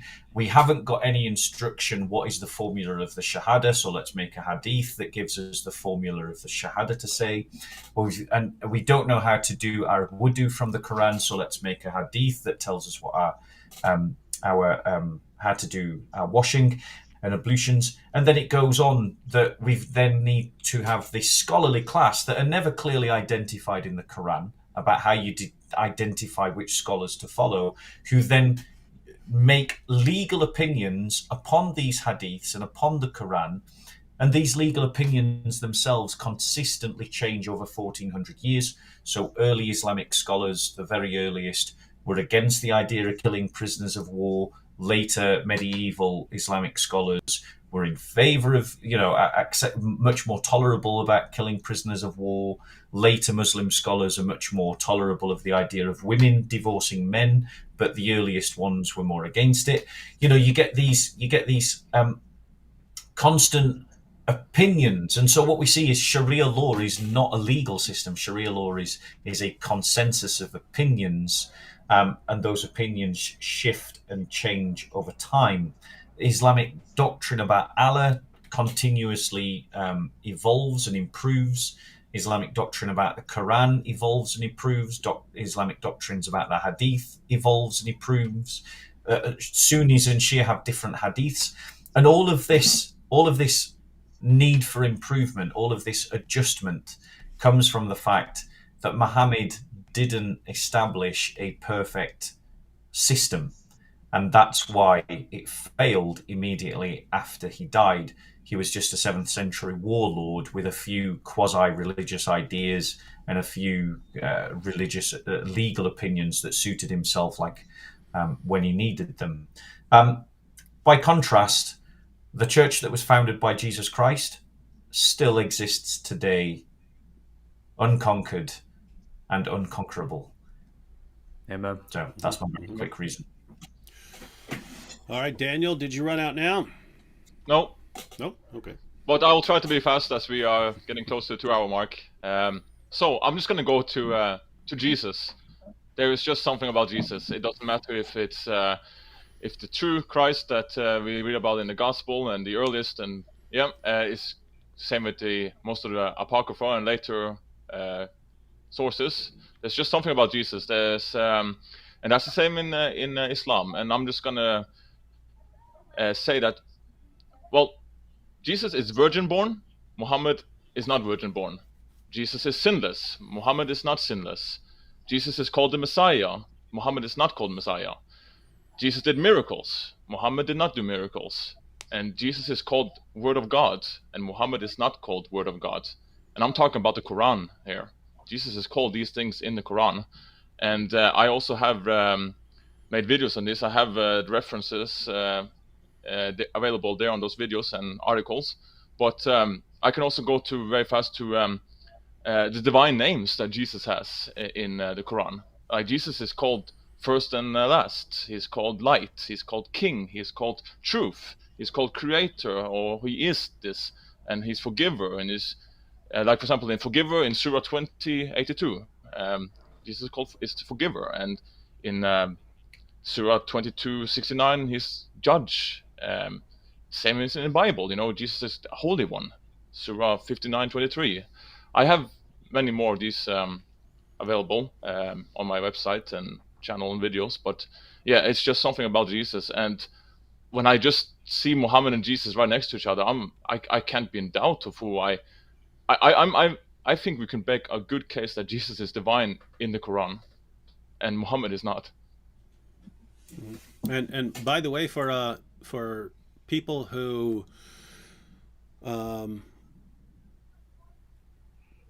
don't have a lot of experience having discussions with Muslims, and you're not sure where to go, two of the things that we've talked about here are great places to start, and that's one of them that Daniel just mentioned. Just comparing Jesus and Muhammad, even comparing Jesus and Muhammad according to the Quran or according to the other Muslim sources, massive world of difference, even according to the Muslim sources. And the other one, of course, would be what we talked about earlier: learning what the Quran says about the Bible. That the Quran affirms the inspiration, preservation, and authority of the Jewish and Christian scriptures, and yet contradicts them. Those are good areas, because not everyone wants to start out blasting away at Muhammad and Aisha and stuff like that. Especially if you've got a Muslim friend and you don't want things to escalate too quickly. You're on comparatively safe ground, drawing out some comparisons between Jesus and Muhammad, or talking about the Bible and how the Quran confirms it and so on. But these are massive problems. These are massive problems, and if you can get your Muslim friend to see those problems, your Muslim friend might be on his way out of Islam there. All right, Chris. Cool. So I think a good way of ending this is probably to talk about what I think are just the philosophical problems that Islam has, particularly to do with the nature of God and how Muslims view God in Islam. So one thing that always strikes out to me is they have 99 attributes, and one of them is the Creator. And because these attributes are inherent in Allah and they are eternal along with Allah, then that necessarily means that his attribute of being the Creator is an eternal one, and hence he is an eternal creator, and hence there is a eternal creation, and hence they've committed shirk. It's quite a simple thing to follow forward, but it's something that, because they have that particular view of those 99 attributes, and because they hold them in that particular way as they historically have, they don't have much ground to run to, so they have to hold to that and figure out some way of getting out of it. You'll see Muslims try and say things like, well, the very fact, it's not as if he actually has eternally been creating, but rather he's eternally had the potential to create. But the issue with this is there's no reason to believe that's actually the case, and it's a very sort of weak argument to try to get out of this clear contradiction that their own understanding of their own religion has. It's again trying to deviate from what's been traditionally taught in order to save Islam. Another one, real quick, talking about, this is more to do with Salafis in particular, but in effect, why does Allah have in the Quran actual body parts, and what is the appropriate way of understanding what those body parts are? There are many Muslims, particularly Muslims in Speaker's Corner, who will actively tell you quite openly that yes, Allah does have body parts. He does have a shin, He does have two right hands. He does have a face. He does have eyes. He has all these things. He has a foot. But we don't know what they're like. We just don't know. But we know that he has them, but we can't tell you what they're like. And they're definitely not like our body parts. And the more you try and press on this, and you more try to understand exactly how that makes sense and how it doesn't just boil down into nonsense, the more you realize they don't have any answers at all. They simply have to keep holding to this belief purely out of faith that Allah does have body parts. They are completely unknowable. They're not like our body parts, but they are in some way suitable to be called body parts. And I could go on. Allah's inability to have any kind of proper relationship with his creation. The fact that he is above his throne, but also descends to the lowest heaven. Actually, I think, Bob, I think you mentioned that earlier. There's a ton of these philosophical problems. The nature of God is just so twisted and irrational. You can tell there's no philosophical background. Whoever was writing this, however this came to be, the Quran, they didn't understand what they were talking about. And since that was a point about philosophical problems, I'll just give my final point connected to a lot of other issues that have been brought up about the overarching theological problem, namely that Islam is just theologically incoherent. And there could be tons of different examples of that. But I'm talking, if you just look at what Islam says about the origins of Christianity, let's say. So Islam affirms that Jesus is a prophet, and as we've seen, born of a virgin, performed miracles, lives this miraculous life. The Quran not only affirms that, but also affirms that Jesus was successful in his preaching and that he won followers who converted to Islam due to his preaching. So the Quran says that, Jesus' disciples were saying, hey, we bear witness that we're Muslims. But then when Allah is about to take Jesus away, he tells Jesus that he's going to, don't worry, Jesus, this is Allah, says, I'm going to protect your followers until the day of resurrection. And then Allah says that after everything, Allah helped the true followers of Jesus until they became uppermost over the ones who rejected Jesus. And you can look at Yusuf Ali's commentary on that verse, Surah 61, verse 14, where Yusuf Ali says that this refers to Christianity taking over the Roman Empire. Right? That's when Christianity became uppermost. But notice, Allah says he's going to protect the true followers of Jesus, and that the true followers of Jesus, because of the help of Allah, the true followers of Jesus became uppermost. Well, great. Notice, Muslims want to say there's some sort of original Christianity that lines up with Islam. Great. Did that become uppermost? Did that take over the Roman Empire? Well, you notice it's incoherent. You cannot make sense of this. You cannot possibly make sense of this. There are two possibilities. Allah helped the right people or he helped the wrong people. If he helped the wrong people, then, oopsie, I promised Jesus I was going to help the right people, and I helped the wrong people, so Allah would be stupid. But if Allah helped the right people, then that would be Christians who believe in Jesus' death, resurrection, and deity, and the Trinity, because those are the Christians who became uppermost. Those are the Christians who permeated the Roman Empire. So notice there's no way out of this. And then you look closer and you say, the Muslims want to say that Christianity has been corrupted, even though Allah says he's going to protect the true followers of Jesus until the day of resurrection. Not that the Apostle Paul's going to come in there and corrupt things.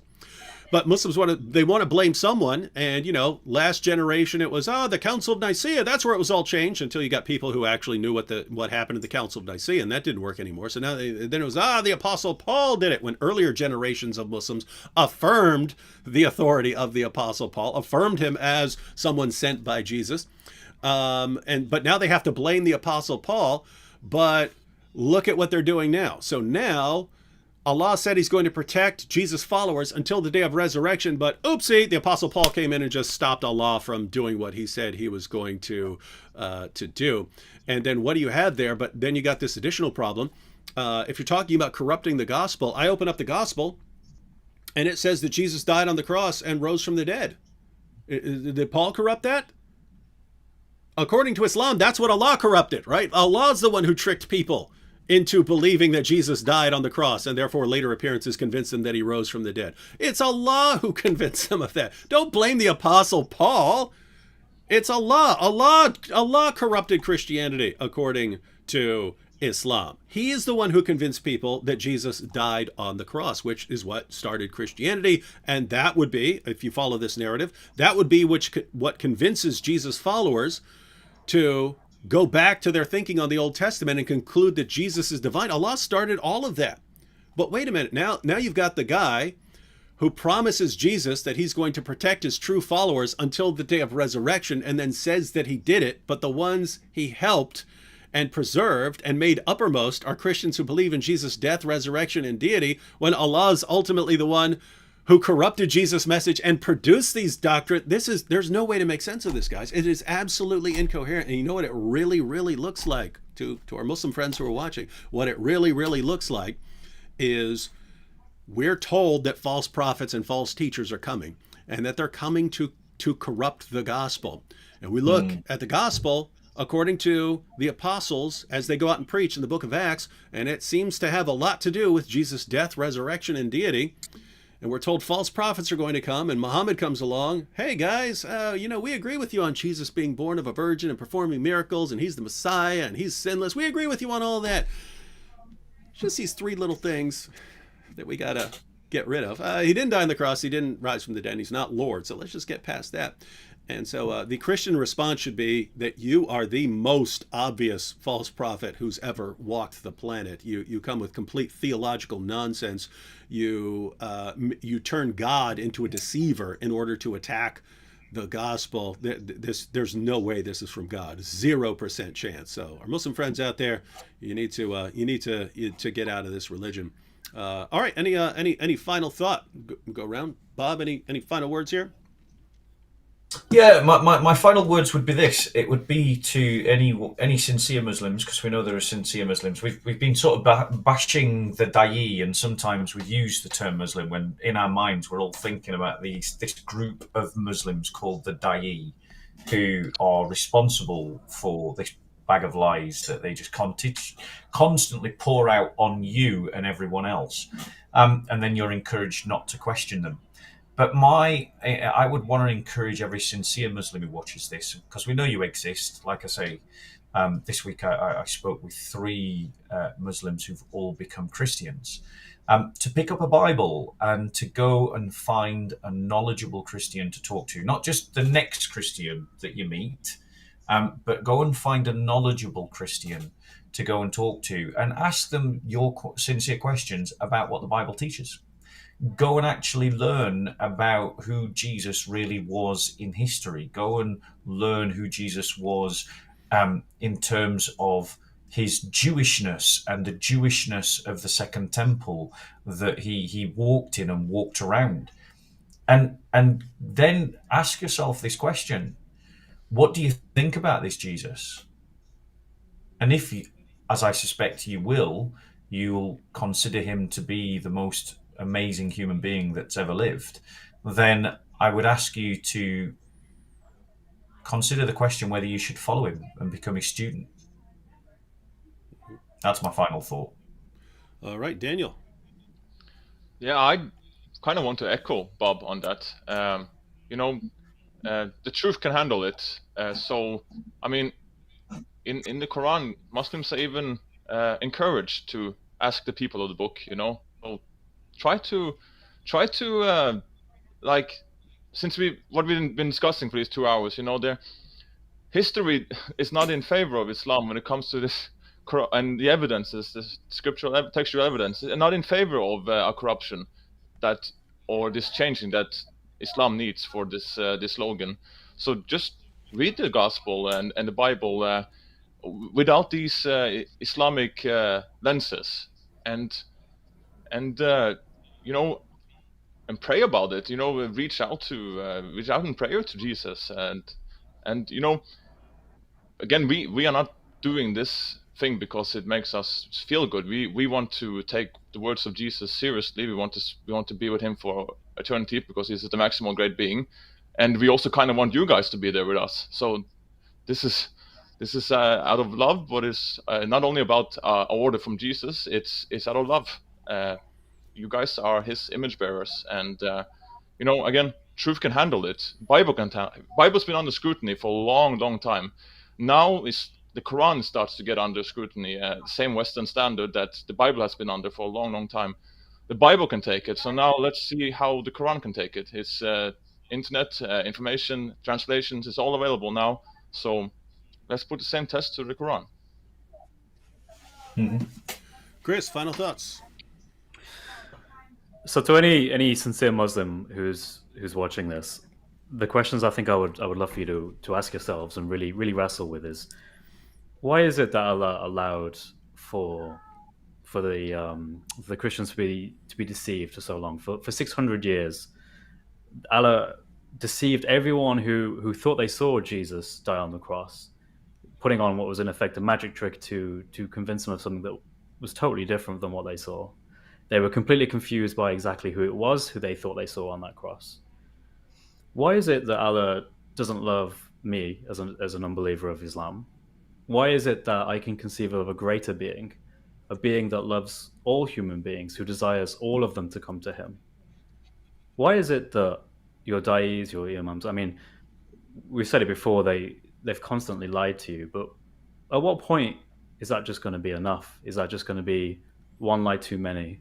Why is it that they're telling you now that the Qur'an and the roof, they've always been honest about that. They've never tried to hide that from you and just tell you that there's just one Quran. Why do you think that is? And I hope that you pick up a Bible and you read the Gospels and you understand that the person of Jesus is much better understood from the historical account of the Gospels, because those were written at the time and those were written within the same century, not 600 years later. And those will give you the actual picture of who Jesus really was, and will actually draw you to the real, true God, and not a very confused God who doesn't understand exactly what He's doing. And I think I'll leave it at that. Amen. Yeah, and along some of those similar lines, Muslims, what arguments do you have to support your religion that aren't based on lies? I'm not familiar with any. And all the arguments you've been given to show that Islam is true, they're all lies, right? And if you look at Christianity, you look at Christian apologists. Christian apologists can be wrong. They can get things wrong. They can be mistaken. They can be biased. But I mean, I can't think of a Christian apologist, a popular Christian apologist who just goes around just making things up to support the religion. What? Because we would call him out. Christians would call that man out. If a Christian apologist started walking around saying there's never been one textual variant in the entire history of Christianity, he would not be successful. It would not be just masses of people believing him and then eating it up and then all going, this is the proof of our religion. We would expose him. We would not allow him to lie about reality. And yet you go to your most popular apologists of the past decades, Ahmed Deedat, Zakir Naik, they're the biggest bunch of liars the world has ever seen. Why do they get in positions of such prestige in your religion? Why do they lie, knowing that people can just go look this up and know that they're lying? They know their audience and they know that it just doesn't bother you. It just doesn't. It's not a concern. So they know, Zakir Naik knows he can stand up and lie 1,000 times in a row and that not one of you will call him out for his lies. I'm talking about his fans. There could be some other Muslims, writing for a site or something like that who would call him out. But generally, he knows his followers are totally happy with him lying. And just, I mean, again, why is this so common in your religion? And are we mistaken to think that it has something to do with Allah bragging about being the best of deceivers and Allah telling Jesus one thing and then doing something else and then corrupting Christianity? Does it have something to do with Allah sounding a lot like Satan and then you worshiping him? Just a question. All right. Well, thanks to Bob and Daniel and Chris for joining me. I am handing this channel. I'm going to delete my content tonight and hand this channel over to Hatun. I'm going to have her keep this. I'll have her keep this live stream up for a few days or a week or something like that, so everyone who hasn't seen it can catch it. Most people who watch a live stream actually watch it afterwards, after it's been up, and then of course I'm sure these guys are gonna download it as well.